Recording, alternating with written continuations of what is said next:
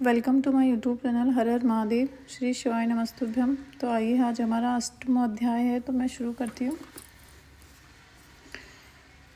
8वां अध्याय। नारद मुनि का हिमालय के समीप गमन, वहाँ पार्वती का हाथ जोड़कर भावी लक्षणों को बताना, चिंतित हिमवान को शिव महिमा बताना तथा शिव से विवाह करने का परामर्श देना।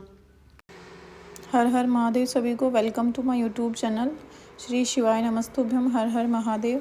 तो आज मेरा 8वां अध्याय है, तो हम ये शुरू करेंगे। नारद मुनि का हिमालय के समीप गमन, वहाँ पार्वती का हाथ देखकर भावी लक्षणों को बताना, चिंतित हिमवान को शिव महिमा बताना तथा शिव से विवाह करने का परामर्श देना। ब्रह्मा जी बोले, हे नारद, एक समय की बात है, आप शिवजी से प्रेरित होकर प्रसन्नतापूर्वक हिमालय के घर गए। आप शिव तत्व के ज्ञाता और शिव की लीला को जानकारों में श्रेष्ठ हैं। हे मुने, हे गिरिराज, हिमालय आपको देखकर प्रणाम करके आपकी पूजा की और अपनी पुत्री को बुलाकर उनसे आपके चरणों में प्रणाम करवाया। हे मुनीश्वर, तत्पश्चात स्वयं नमस्कार करके हिमालय अपने सौभाग्य की सराहना करके मस्तक झुकाकर हाथ जोड़कर आपसे कहने लगे। हिमालय बोले, हे मुने, हे नारद, हे ज्ञानिन, हे ब्रह्मा के पुत्रों में श्रेष्ठ, हे प्रभु, आप सर्वज्ञ हैं, दयामय हैं और दूसरों के उपकार में लगे रहने वाले, गुण दोषों को प्रकट करने वाले। आप मेरी पुत्री के जन्म फल का वर्णन कीजिए। मेरी सौभाग्यवती पुत्री किसकी पत्नी होगी?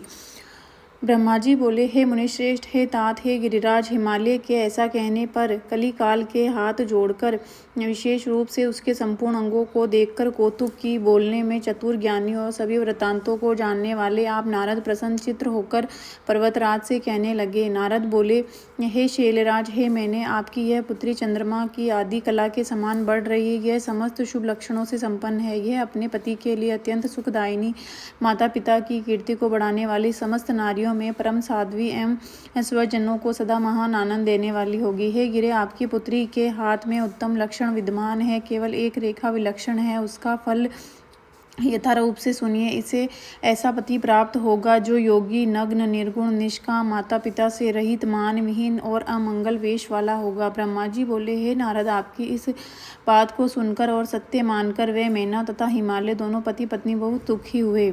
परंतु हे मुने, जगदम्बा शिवा आपके उस प्रकार के वचनों को सुनकर और इन लक्षणों से युक्त इन शिव को मानकर मन ही मन अत्यंत हर्षित हुई। नारद जी की बात कभी झूठी नहीं हो सकती, यह सोचकर वह शिव के युगल चरणों में संपूर्ण हृदय से अत्यंत स्नेह करने लगी। हे नारद, उस समय मन ही मन दुखी हो हिमवान ने आपसे कहा, मुने, उस रेखा का फल सुनकर मुझे बड़ा दुख हुआ, मैं क्या उपाय करूं? हे मुने, यह सुनकर महान कौतुक करने वाले और वार्तालाप विशारद आप मंगलकारी वचनों द्वारा हिमालय को हर्षित करते हुए कहने लगे। नारद जी बोले, हे गिरिराज, आप स्नेह पूर्वक सुनिए, मेरी बात सच्ची है, वह झूठ नहीं होगी। हाथ की रेखा ब्रह्मा जी की लिपि है, निश्चय ही वह मिथ्या नहीं होती।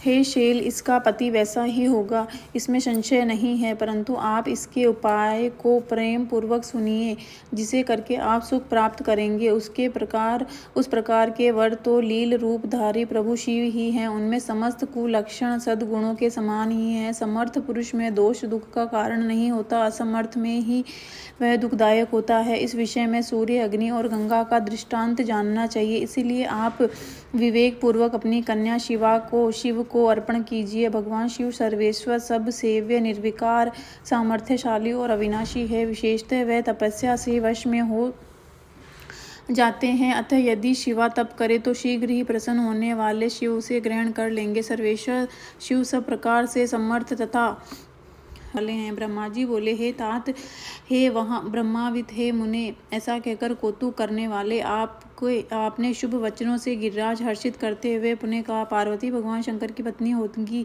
और वह सदा रुद्र देव के अनुकूल रहेगी। क्या यह महासाध्वी और उत्तम व्रत का पालन करने वाली तथा माता पिता के सुख को बढ़ाने वाली है? यह तपस्विनी भगवान शिव के मन को अपने वश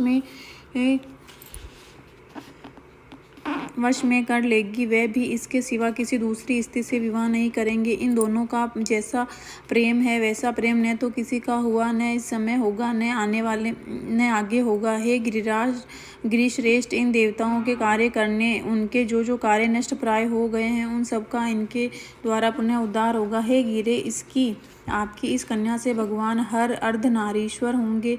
इन दोनों का पुनः हर्षपूर्वक मिलन होगा। आपकी यह पुत्री तपस्या के प्रभाव से सर्वेश्वर महेश्वर को संतुष्ट करके उनके शरीर के आधे भाग को अपनी अधिकार में लेगी। यह आपकी कन्या अपनी तपस्या से उन शिव को संतुष्ट कर विद्युत एवं सुवर्ण के समान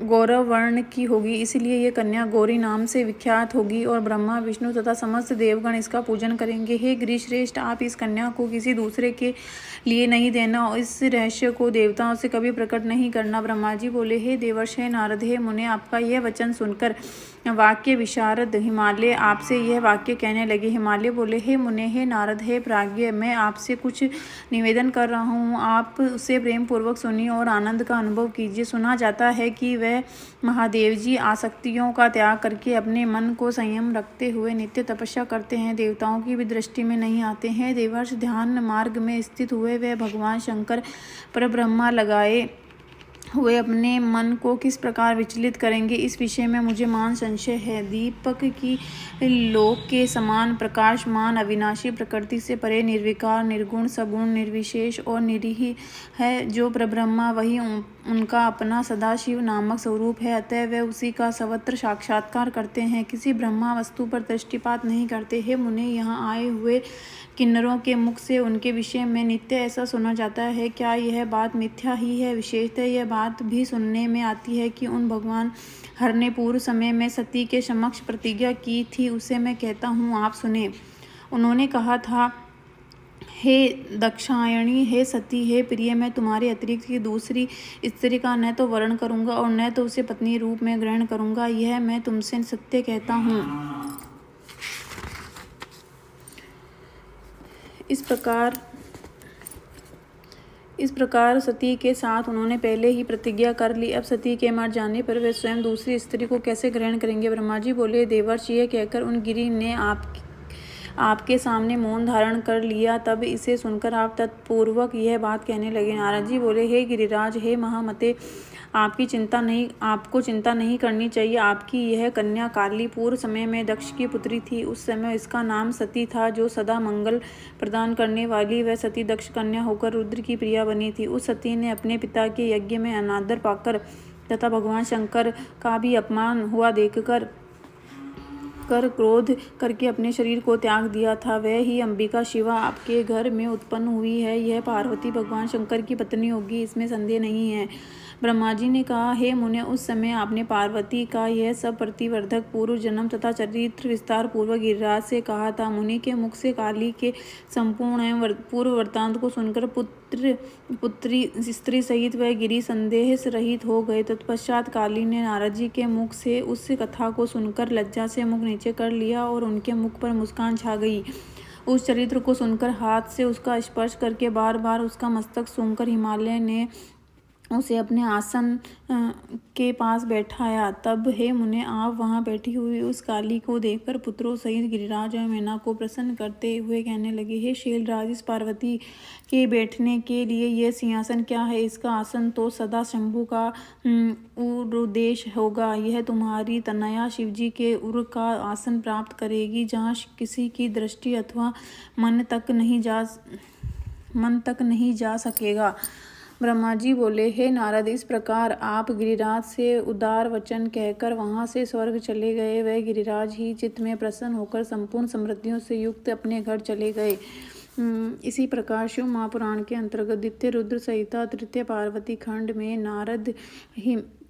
नारद हिमालय संवाद वर्णन नामक 8वां अध्याय पूर्ण हुआ। तो अगर आप लोगों को मेरे अध्याय अच्छे लग रहे हैं तो प्लीज़ लाइक शेयर